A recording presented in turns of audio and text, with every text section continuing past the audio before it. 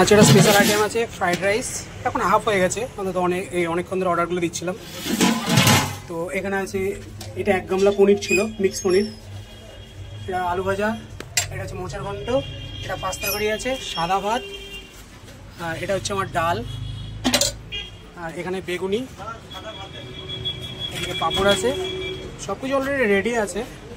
এই যে এখানে চাটনি আছে, আমরা স্যালাড আছে। তো আপাতত আজকে এখানে আছে চিকেন কষা, এখানে মাছ আছে। তো যাই হোক,